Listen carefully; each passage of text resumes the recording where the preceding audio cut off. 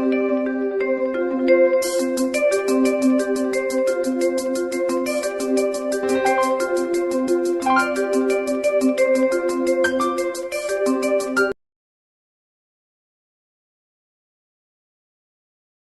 students, welcome back to my next video for class 12 beginners.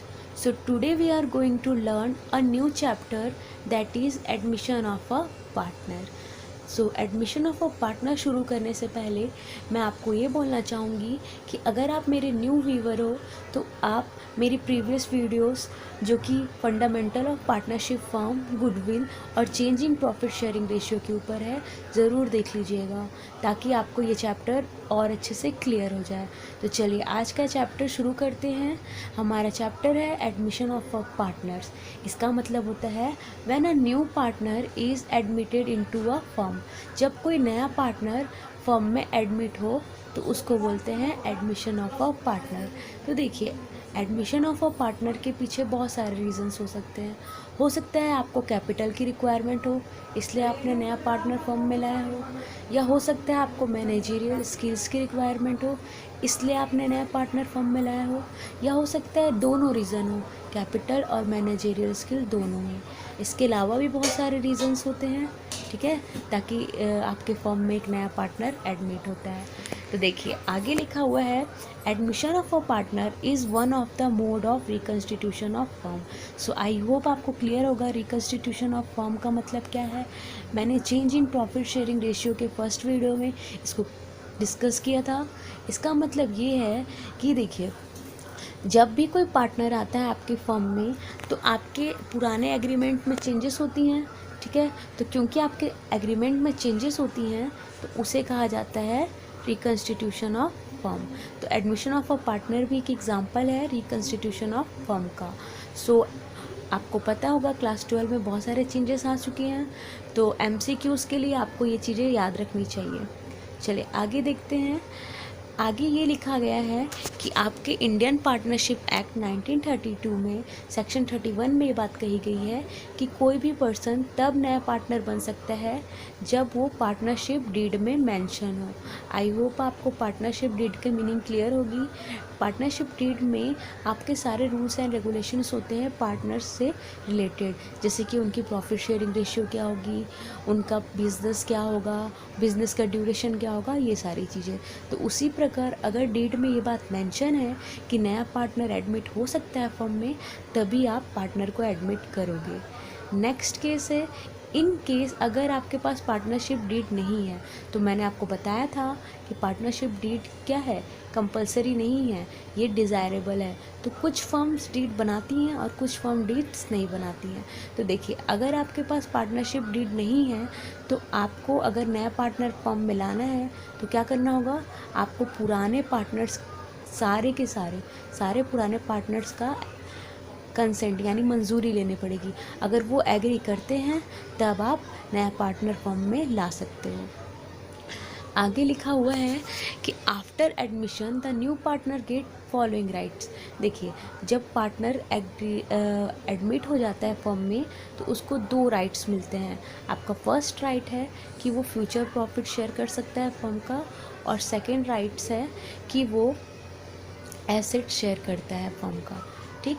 इसके अलावा भी क्योंकि वो अब पार्टनर बन चुका है फर्म का, तो उसके एडमिशन के बाद, देखिए यहाँ लिखा हुआ है आफ्टर एडमिशन, तो उसके एडमिशन के बाद फर्म की जो भी लायबिलिटीज़ या जो भी लॉसेस होंगे वो उसके लिए भी लायबल होगा, ठीक। सो आई होप आपको ये क्लियर हो गया होंगे।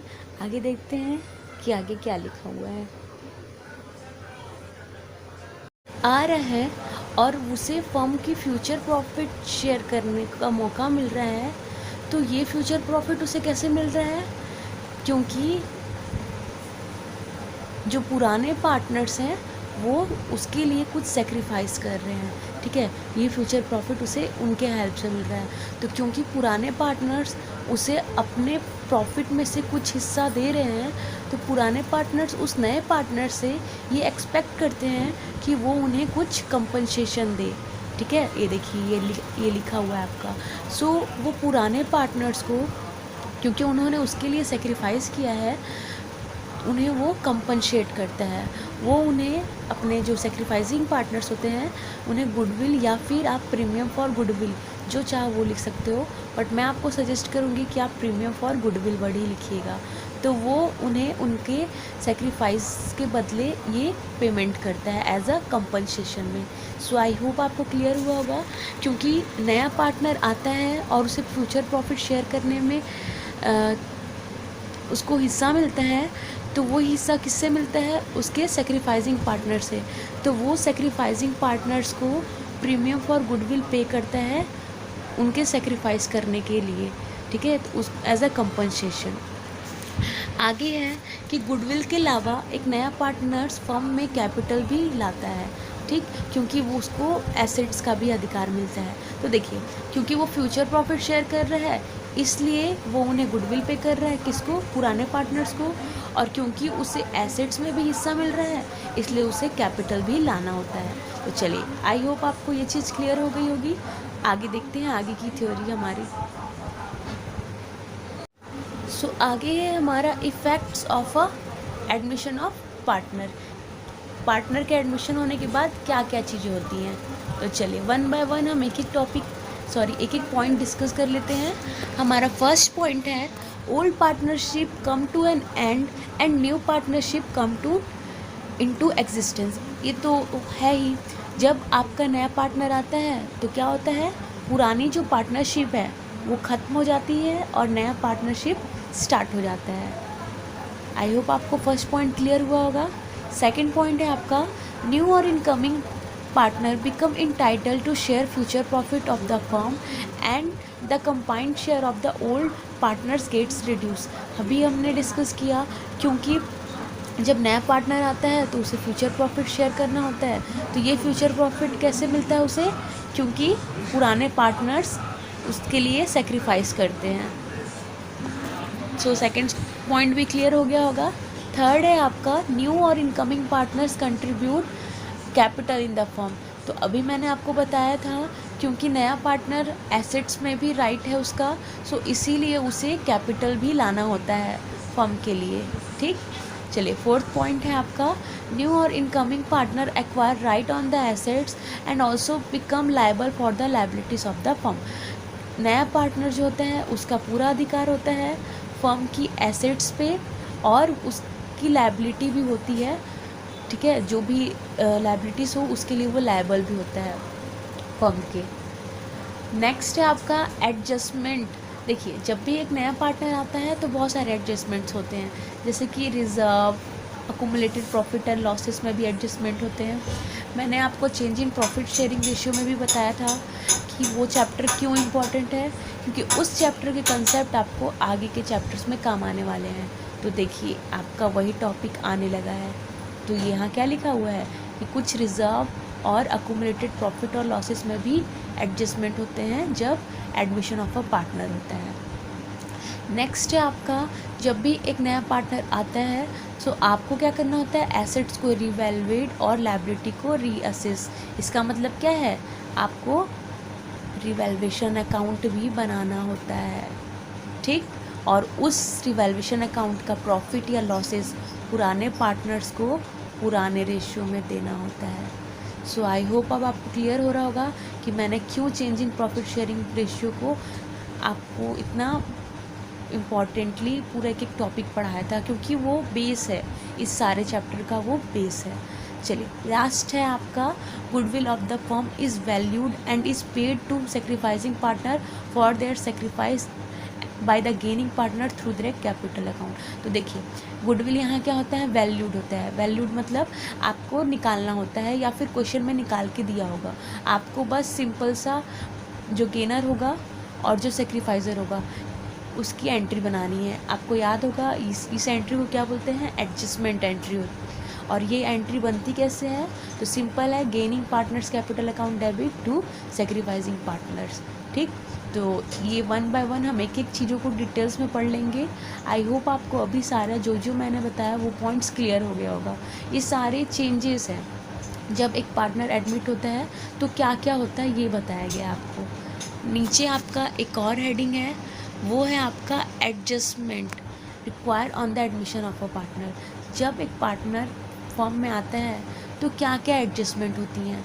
तो आपका पहला एडजस्टमेंट होता है, आपको प्रॉफिट शेयरिंग रेशियो कैलकुलेट करना होता है, आपको सेक्रीफाइसिंग रेशियो कैलकुलेट करना होता है, आपको new profit sharing ratio calculate करना होता है। तो देखिए, न्यू प्रॉफिट शेयरिंग रेशियो मतलब क्योंकि अब एक नया पार्टनर आ गया है आपके फॉर्म में, तो उसके आने के बाद कौन सा रेशियो होगा, तो उसको बोलेंगे न्यू प्रॉफिट शेयरिंग रेशियो। चलिए, अब आगे है आपका सेक्रीफाइसिंग रेशियो। सो सेक्रीफाइसिंग रेशियो क्यों, तो देखिए, क्योंकि एक नया पार्टनर जब भी फर्म में आता है तो पुराने पार्टनर्स क्या करते हैं, उसके आने की वजह से उनको कुछ प्रॉफिट सेक्रीफाइस करना होता है। सो हम एडमिशन ऑफ अ पार्टनर में सेक्रीफाइसिंग रेशियो कैलकुलेट करते हैं, ठीक, और new profit sharing ratio calculate करते हैं। तो पहला एडजस्टमेंट क्या है कि आपको क्या करना है, new profit sharing ratio calculate करना है और सेक्रीफाइसिंग रेशियो कैलकुलेट करना है। सेकंड है आपको गुडविल से रिलेटेड एडजस्टमेंट करनी होती हैं और गुडविल का वैल्यूएशन करना होता है। सो आपको चैप्टर नंबर 2 पढ़ना पड़ेगा अच्छे से, ताकि आप chapter number 4 admission of a partner समझ सको। तो देखिए, वैल्यूएशन मतलब यहाँ पे आपको गुडविल की वैल्यू निकालनी होती है, और एडजस्टमेंट मतलब उसके बाद आपको एडजस्टमेंट एंट्रीज पास करनी होती है। नेक्स्ट है आपको रिवैल्यूएशन अकाउंट बनाना होता है और सारी एडजस्टमेंट गेन या लॉस हुआ है उसको करना होता है। नेक्स्ट पॉइंट है आपको रिज़र्व से रिलेटेड या अकुमुलेटेड प्रॉफिट और लॉस से रिलेटेड एडजस्टमेंट करनी होती है।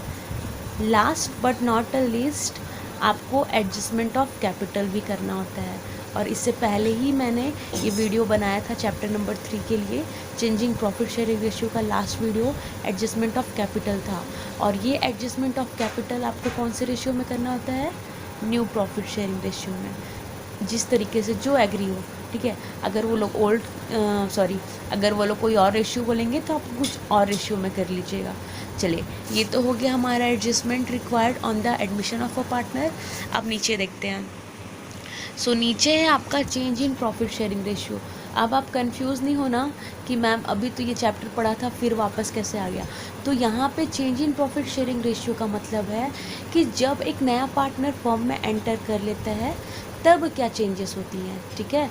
तो चलिए, तो मैंने अभी आपको बताया हमारा पहला एडजस्टमेंट क्या है। हमारा पहला एडजस्टमेंट था, आप खुद देख लीजिए, ये देखिए, हमारा पहला एडजस्टमेंट क्या है कि हमें न्यू प्रॉफिट शेयरिंग रेशियो और सेक्रीफाइसिंग रेशियो करना है। तो अभी हम उसी के बारे में पढ़ने जा रहे हैं। तो देखिए, यहाँ लिखा हुआ है न्यू प्रॉफिट शेयरिंग रेशियो। मैंने आपको मीनिंग अभी बताया है न्यू प्रॉफिट शेयरिंग रेशियो का।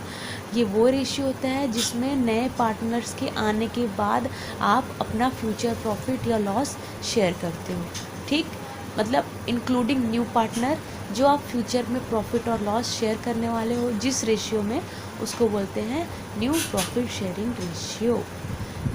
नेक्स्ट, न्यू और incoming partner may require his share from old partners through any of the following mode. अब देखिए, यहाँ पे आपको 3 अलग अलग मोड्स दिए हुए हैं। इसका मतलब ये है कि जब एक नया पार्टनर आता है तो वो अपना शेयर पुराने पार्टनर से कैसे लेगा। तो ये 3 अलग अलग केसेस हैं, और मैं आपको बता दूँ, आज हम अपना ये वाला केस फिनिश करने वाले हैं फर्स्ट, ठीक है। आज हम यही फिनिश करेंगे, क्योंकि ये जो फर्स्ट केस है इसके अंदर में 3 अलग अलग सब केसेस हैं। उसके बाद हम अपने नेक्स्ट वीडियो में नीचे वाले केसेस को पढ़ेंगे। सो हमारा आज का केस क्या है, in their old profit sharing ratio. तो चलिए, आज हम इसे डिस्कस कर लेते हैं। अगर आपको वीडियो क्लियर ना दिखे तो आप प्लीज़ ब्राइटनेस बढ़ा लीजिएगा, ठीक है। तो चलिए, टॉपिक शुरू करते हैं। सो ये हमारा फर्स्ट केस है जिसके अंदर में 3 सब केसेस हैं। तो चलिए, ये मैंने नोट्स बना दिए हैं आप लोगों के लिए, इसके हेल्प से हम अपना फर्स्ट केस का अलग अलग केस पढ़ते हैं। तो हमारा टॉपिक है in their old profit sharing ratio. इसका मतलब ये है कि जो नया पार्टनर है वो अपना शेयर पुराने पार्टनर से उनके पुराने रेशियो में ले रहा है। उसके 3 अलग अलग केसेस हैं। फर्स्ट केस है आपका when profit share of new partner is given but sacrificing made by old partners is not given। इसका मतलब है कि इस केस में जब नया पार्टनर पुराने पार्टनर से उनके प्रॉफिट शेयरिंग रेशियो में लेगा, तो जब आप न्यूमेरिकल बनाओगे तो आपको पता चलेगा कि जो नया पार्टनर है उनका शेयर दिया हुआ है, लेकिन जो पुराने पार्टनर्स हैं उनका शेयर नहीं दिया हुआ है। तो इस केस में आपको क्या क्या मिलेगा, तो देखिए आपको न्यू पार्टनर का शेयर मिल जाएगा, बट जो पुराने पार्टनर्स हैं यानी जो सेक्रीफाइस पार्टनर है उनका शेयर नहीं गिवन होगा। ठीक, तो इस केस में आप न्यूमेरिकल कैसे बनाओगे, तो पहले हम मीनिंग समझ लेते हैं, उसके बाद हम तीनों अलग अलग केसेस भी पढ़ेंगे। तो आई होप आपको फर्स्ट केस क्लियर होगा। आपको फर्स्ट केस में आपका न्यू पार्टनर का शेयर मिलेगा और सेक्रीफाइसिंग पार्टनर के शेयर्स नहीं मिलेंगे। सेकेंड केस है आपका when share of new partner is given and also new profit sharing ratio of old partner is given. मतलब कि जो न्यू पार्टनर है उनका शेयर मिलेगा आपको, और न्यू प्रॉफिट शेयरिंग रेशियो जो पुराने पार्टनर्स के बीच में जो नया प्रॉफिट शेयरिंग रेशियो होगा वो भी दिया हुआ होगा। तो देखिए इस केस में आपको नए पार्टनर का शेयर मिल जाएगा और न्यू प्रॉफिट शेयरिंग रेशियो जो पुराने पार्टनर्स हैं, आप लिख दो यहाँ पे ओल्ड पार्टनर्स, उनका मिल जाएगा। लास्ट केस है आपका थर्ड केस कि व्हेन द न्यू और incoming partner acquire his share from old existing partners equally. मतलब जो नया पार्टनर है वो अपना शेयर पुराने पार्टनर से बराबर ले रहा है। ठीक, तो ये देखिए ये हमारा फर्स्ट केस का 3 अलग अलग पार्ट था। ठीक है, और ये तीनों न्यूमेरिकल्स हैं।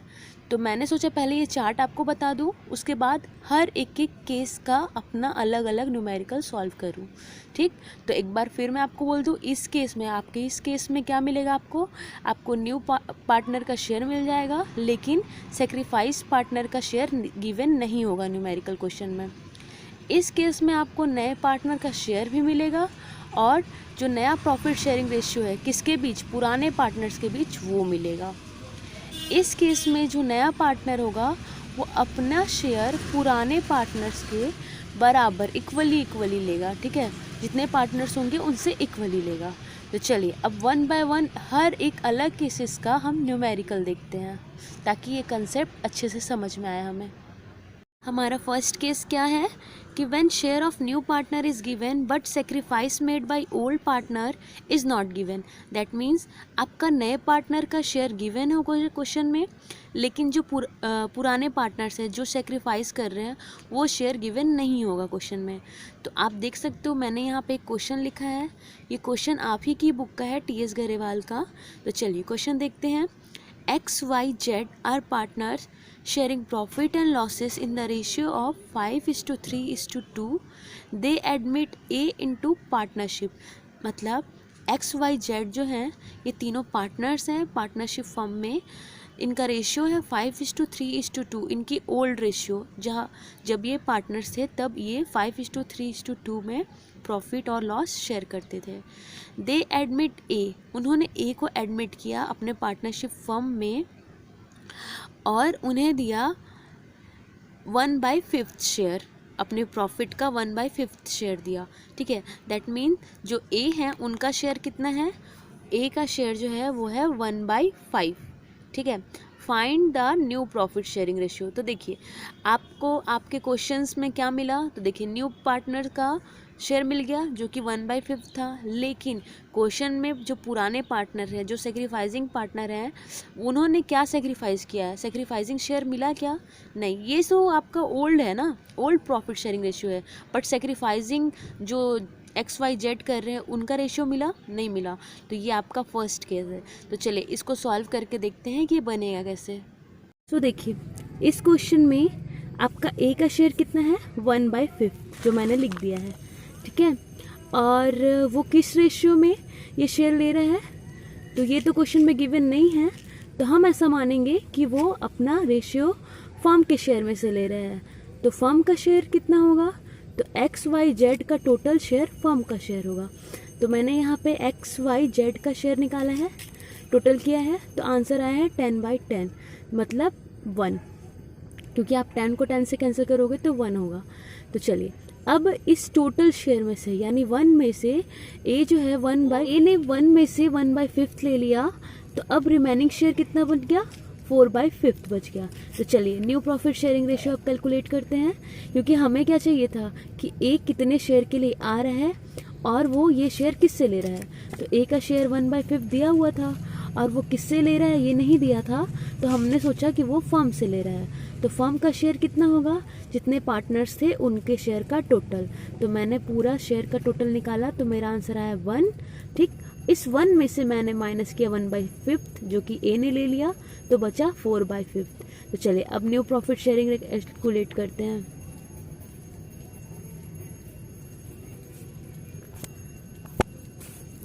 एक्स का, वाई का, जेड का, क्योंकि और ए का तो दिया हुआ है आपका, वो है 1/5। तो एक्स का ओल्ड शेयर कितना था 5/10, वाई का था 3/10 और जेड का था 2/10। और पुराना रेशियो जो बच गया है वो ये है, तो आप इसको इससे मल्टीप्लाई कर दो तो आंसर आएगा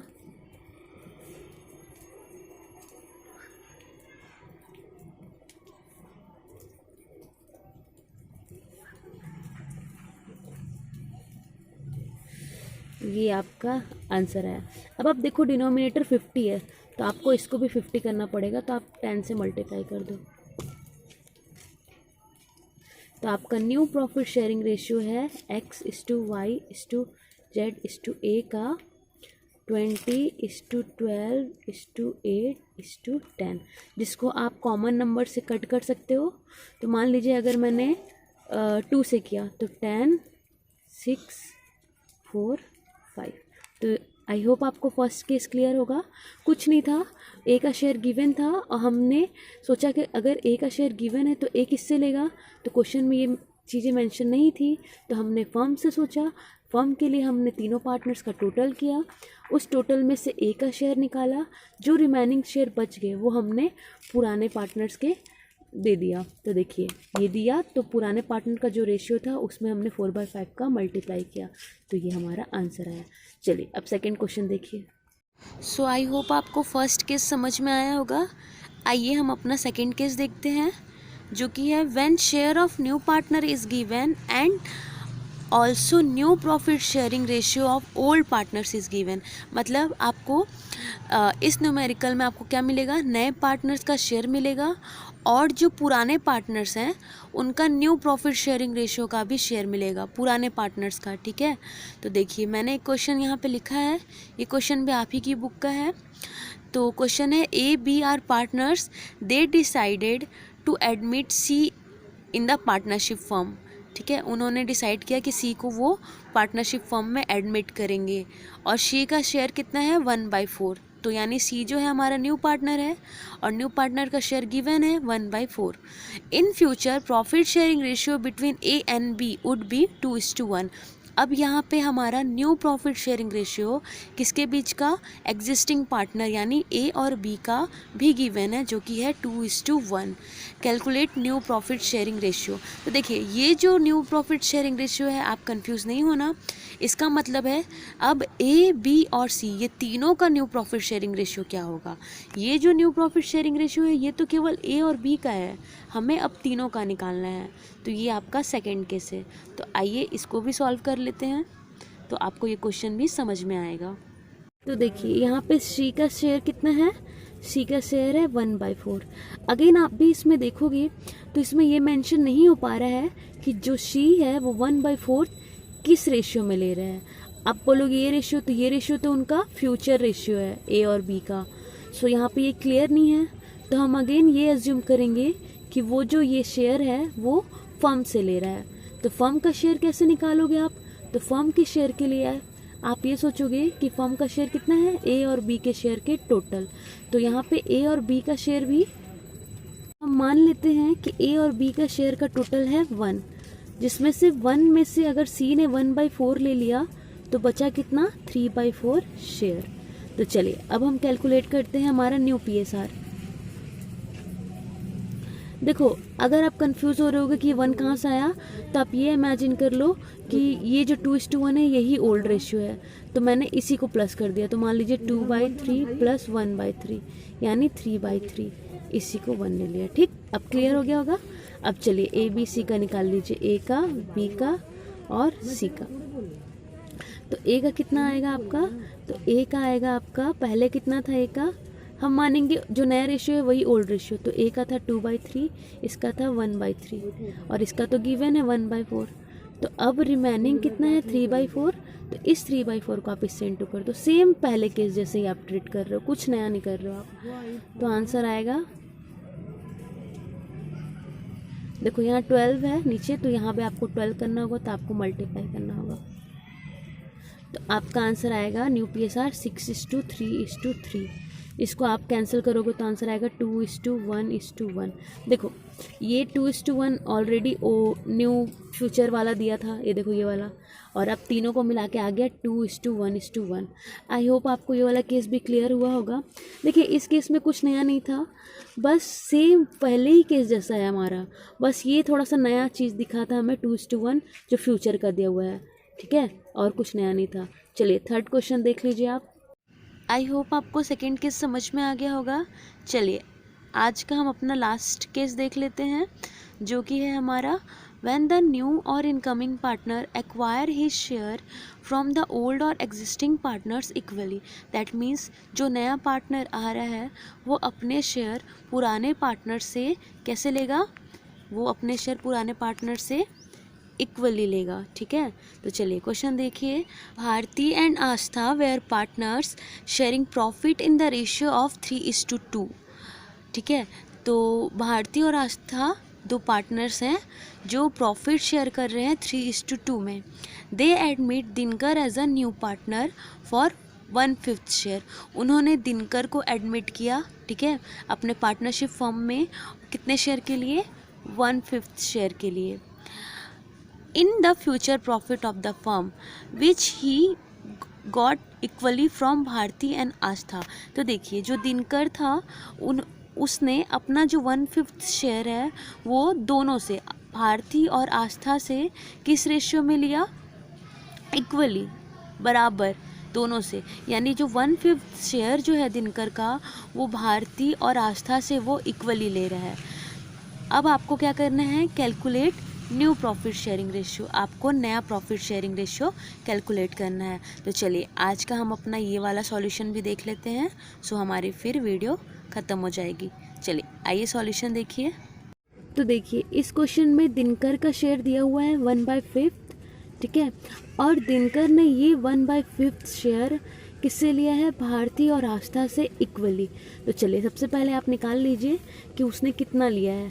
तो दिनकर का शेयर था 1/5 जो उसने आस्था और भारती से लिया है। तो चलिए भारती और आस्था से लिया है कितना, इक्वली। तो पहले आप 1/5 का हाफ कीजिए। तो 1/5 का आप हाफ करो, 2 से डिवाइड करोगे तो आपका आंसर आएगा 1/5 इंटू 2 के नीचे कुछ नहीं यानी 1, तो आपका आंसर आएगा 1/10। तो उसने भारती से लिया 1/10 और आस्था से लिया 1/10, ठीक है, और दिनकर का शेयर था 1/5।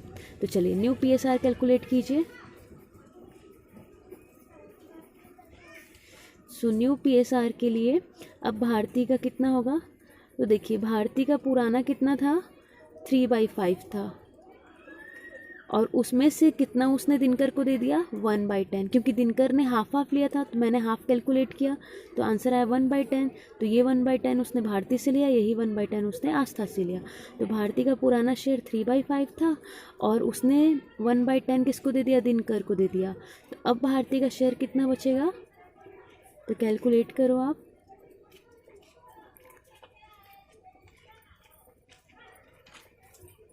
फाइव 5/10 आया भारती का और आस्था का